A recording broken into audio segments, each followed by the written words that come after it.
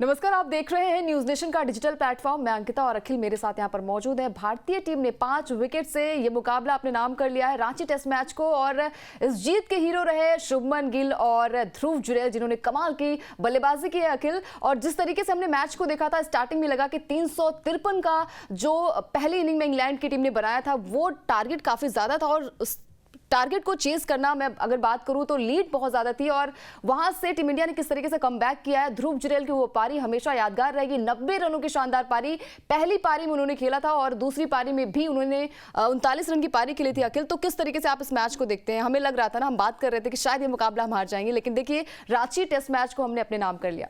शुरुआत के 2 दिन के बाद तो लग रहा था कि इंडिया के हाथ से मैच निकल गया, अब तो बारिश ही इंडिया को बचा सकती है। अगर बारिश हो गई तो मैच ड्रॉ हो जाएगा, इंडिया हार से बच जाएगा। लेकिन अब देख लीजिए, मेरे चेहरे की खुशी ये बता रही है कि टीम इंडिया ने आखिरी के 2 दिन में क्या जबरदस्त कमबैक किया। खासतौर पे तीसरे दिन टीम इंडिया ने जिस तरह का पलटवार किया, इंग्लैंड को घुटनों पर डाल दिया। 46 रनों की लीड इंग्लैंड को मिली थी, लेकिन अंत में टीम इंडिया को 192 का टारगेट मिला, जिसको टीम ने बहुत ही, खैर आसानी से तो मैं नहीं कहूँगा, 5 विकेट 120 पर गवा दिए थे।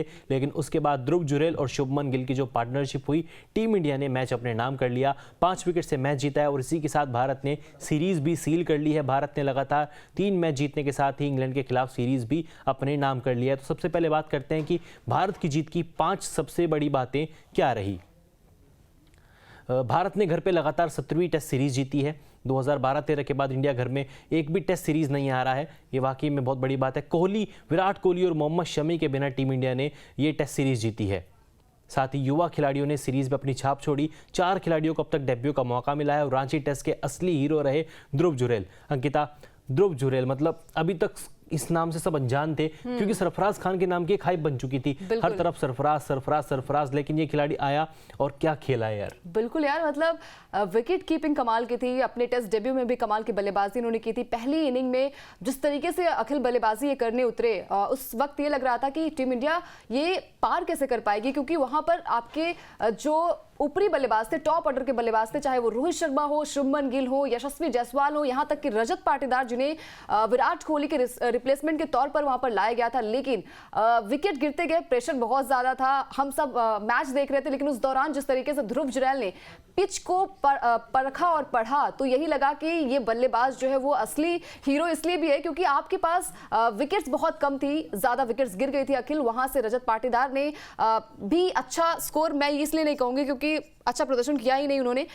ध्रुव जुरैल ने कमाल की बल्लेबाजी की है। इसके अलावा उनके साथ शुभमन गिल को भी नहीं भूलना चाहिए। सेकेंड इनिंग में भी उन्होंने कमाल की बल्लेबाजी की है। तो युवा टीम यही है, युवा बल्लेबाज यही है, और यंगिस्तान कहने में कोई दो राय नहीं है। बिल्कुल, यंगिस्तान कहने में कोई दो राय नहीं है। आप देख लीजिए ना, बड़ी बातें हो रही थी यार कि विराट कोहली नहीं है, मोहम्मद शमी नहीं है, उसके अलावा अंकिता इस टीम में कई सारे चोटिल खिलाड़ी थे। केएल राहुल इंजर्ड हुए, रविंद्र जडेजा एनसीए गए, वो इंजरी के बाद वापस आए। उसके अलावा 4 खिलाड़ियों को डेब्यू करने का मौका मिला। खासतौर पर रांची में तो आकाशदीप डेब्यू करने आए, बुमराह की जगह ले रहे थे।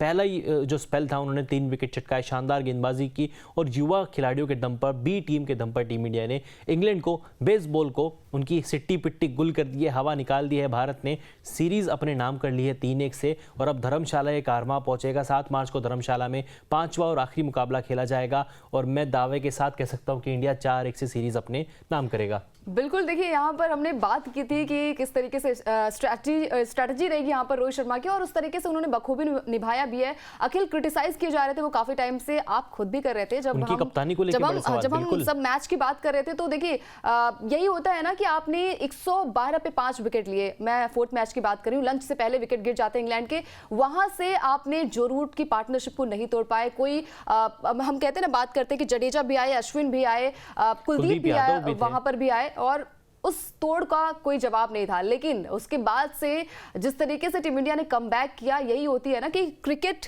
में कुछ भी कहना मुश्किल है। कई सारे क्रिकेट जानकार ऐसा कहते हैं सोशल मीडिया पे अंकिता, आई होप आपने भी देखा होगा कि विराट कोहली के बिना ये टीम जीत ही नहीं सकती। विराट कोहली नहीं है तो सीरीज जीतना तो भूल ही जाइए। रोहित की कप्तानी की आलोचना भी हुई, हालांकि मैंने भी की, बड़ी सही बात आपने कही है। डिफेंसिव कैप्टनसी थोड़ी बहुत देखने को मिली थी, लेकिन दूसरी पारी में जिस तरीके की बल्लेबाजी रोहित शर्मा ने की, खासतौर पर चौथी पारी में बल्लेबाजी करना इस तरह के विकेट पर बिल्कुल भी आसान नहीं होता। लेकिन रोहित ने 55 रन बनाए, कल भी अच्छा शुरुआत उन्होंने दिया था, 24 रन बनाकर नाबाद रहे थे। उसी पारी को कैरी फॉरवर्ड किया, 55 के स्कोर पर आउट हुए। हालांकि एक गलत शॉट खेले, अगर स्टेप आउट ना करते तो इस पारी को लंबा कर सकते थे, शायद नॉट आउट भी रहते। लेकिन 120 पर जब 5 था ना, धड़कनें मेरी थोड़ी बढ़ चुकी थी। मुझे लगा था यार हम कहीं बड़ी थी। 192 भी चेस करने में मतलब लाले ना पड़ जाएं। लेकिन जिस तरीके की पार्टनरशिप हुई ध्रुव जुरेल की, शुभमन गिल ने जितना विकेट पे समय स्पेंड किया, 124 बॉल खेली।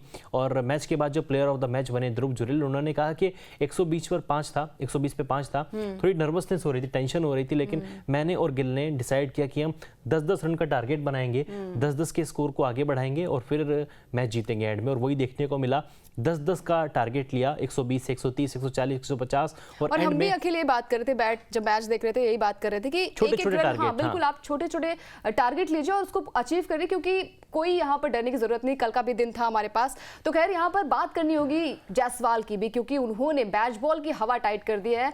जायसवाल ने डबल सेंचुरी लगाई है। इसके अलावा उन्होंने जो इंटेंट दिखाया है, स्टार्टिंग में उन्होंने कोई भी नर्वसनेस नहीं थी, जिस तरीके की अप्रोच में वो नजर आए थे, पॉजिटिव अप्रोच था अखिल। और हम कहते हैं ना कि युवा बल्लेबाज है, 22 साल का ये बल्लेबाज है और जिस तरीके से रिकॉर्ड्स तोड़ रहे हैं, ये सहवाग का रिकॉर्ड तोड़ दिया, कई सारे दिग्गज बल्लेबाजों का रिकॉर्ड भी जायसवाल ने तोड़ दिया है। लेकिन यहाँ पर मैं कहूंगी कि शायद ये टीम जो है ना, वो ड्रीम टीम होगी टीम इंडिया की, क्योंकि जिस तरीके का कमाल का प्रदर्शन देखने को मिला जायसवाल के बल्ले से, डबल सेंचुरी भी आई थी। हमने उम्मीद की थी शायद रांची मैच में जो 73 रन की शानदार पारी इनके बैट से आई थी वो तब्दील हो सकती थी, लेकिन शायद वो प्रेशर भी रहा होगा। पिच भी कई लोगों ने आलोचना भी की थी अखिल की, टर्न ज्यादा हो रहे हैं यहाँ पर। लेकिन रजत पाटीदार आखिर कब तक इन्हें टीम इंडिया झेलेगी, ये सवाल बड़ा है। नहीं, क्या झेलने वाली बात तो नहीं है। शुरुआत पहली सीरीज खेल रहे हैं, थोड़ा दबाव उनके ऊपर ज्यादा बना दिया गया है। और जब कोई नंबर 4 पे खेलता है ना, वो नंबर 4 का इतना बड़ा स्लॉट है था। वहाँ पे सचिन तेंदुलकर बैटिंग करते थे, विराट कोहली बैटिंग करते थे। और जब कोई खिलाड़ी नंबर 4 पे जाता है,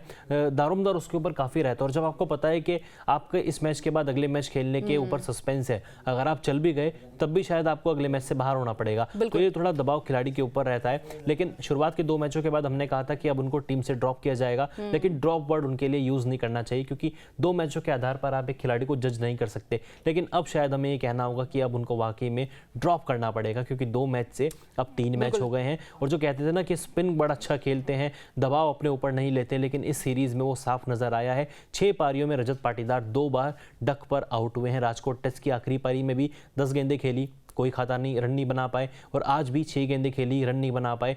दबाव इस खिलाड़ी के ऊपर साफ झलक रहा है और इस पर अंकिता ने एक पैकेज भी बनाया, मैं चाहूंगा आप जरूर जाके देखें, क्योंकि रजत पाटीदार के अब धर्मशाला मैच में खेलने पर क्वेश्चन मार्क लग चुका है। बिल्कुल।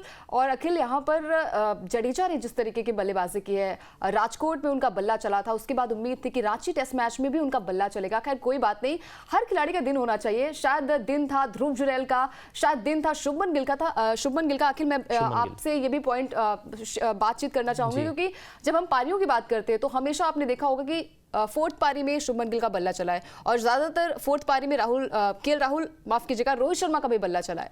रोहित शर्मा का बल्ला बल्कि 4थी पारी में इतना नहीं चलता। इस बार उन्होंने 55 रन बनाए। ये लंबे टाइम बाद कोई ऐसा मौका हुआ है जब रोहित शर्मा ने 4थी पारी में 50 या उससे प्लस की पारी खेली है। वाकई में रोहित शर्मा ने अच्छी पारी खेली। लेकिन शुभमन गिल, यार वाइजैक टेस्ट की जो आखिरी पारी थी, वहाँ पर इनका शतक आया था, वहीं से शुभमन गिल ने अपनी लय हासिल कर ली। राजकोट में 91 बनाए। हालांकि पहली पारी में उसको बड़े स्कोर में कन्वर्ट नहीं कर पाए, दूसरी पारी में शतक का मौका था, लेकिन 91 पे आउट हुए।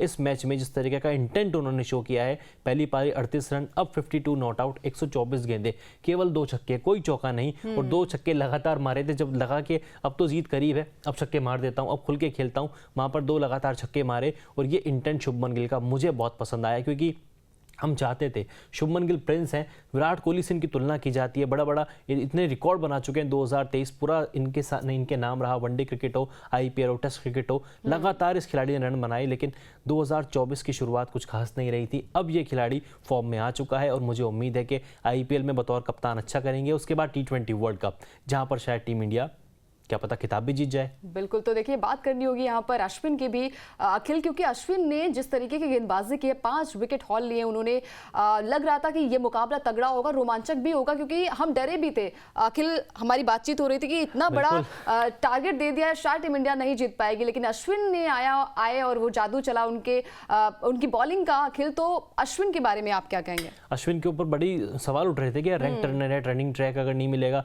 अश्विन विकेट ही नहीं ले पाएंगे, क्योंकि शुरुआत शुरुआत की 7 पारियों में केवल 12 विकेट अश्विन के नाम पे थे और बड़ा ही रेयरली देखने को मिलता है अश्विन घर में खेल रहे हो और 5 विकेट हॉल उनके नाम पे दर्ज ना हो। लेकिन रांची टेस्ट में अश्विन ने कहा सब्र करो, मैं हूं अभी, 5 विकेट लेके दिखाऊंगा। कप्तान ने भरोसा जताया, पहला ही ओवर उनके खाते में था और 16 ओवर की गेंदबाजी भी नहीं की, 5 शिकार अपने नाम किए। जो रूट को आउट किया, जो ओली पॉप को आउट किया, बेन डकेट, जैक क्रॉली, हर एक बड़े खिलाड़ी को उन्होंने आउट किया और दिखाया कि इंडिया में अगर आप टेस्ट क्रिकेट खेल रहे हैं तो विराट कोहली से बच जाओगे, शमी बुमराह से बच जाओगे, लेकिन अश्विन से नहीं बच पाओगे।